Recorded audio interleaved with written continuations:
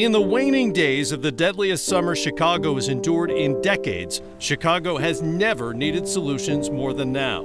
In August alone, the city recorded more than 90 murders. The killings, concentrated on the city's west and south sides, are almost exclusively shootings, and police say often gang-related. The chaos is costing innocent lives. 32-year-old Nikia Aldridge was pushing her baby in a stroller on her way to register her kids at this school when police say two gang members on parole began firing their guns at a rival. Aldridge was shot by mistake and killed, leaving behind 4 children and an extended family, including her cousin, Dwyane Wade.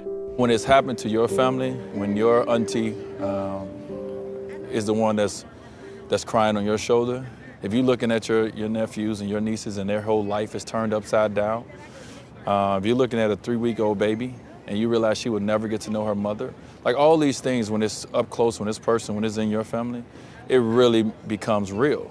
Pastor Titi is Jolinda Wade, Dwyane's mother, who emerged from drug addiction and prison to become a Baptist preacher at the church her son bought for her, which is now expanding into a community center. She says her niece's death is part of a terrifying trend of violence, fueled by gangs, guns, drugs, and social media feuds, and more unpredictable than ever. My niece was going to register her kids in school, so that means now you don't have to be in no gang. You don't have to be, you can be driving on the expressway. Now it's happening like that. You can be jogging.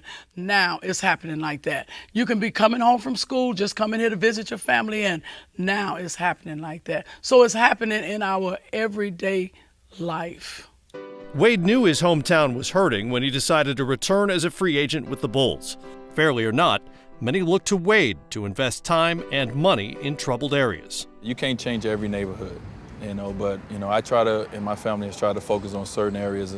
I grew up on the south side, I grew up in the south suburbs, and we try to focus in those areas and try to uplift those communities. But I also challenge the city of Chicago. I also challenge the community. It's community leaders. It's people in these communities that's doing very well as well. I also challenge parents to do more. Given what you and your family have been through this summer, what's your level of optimism about this turning around here in Chicago? Some days you don't have it, and some days you do. Just to be honest with you, I know that, I would donate money to the city of Chicago to try to help certain communities.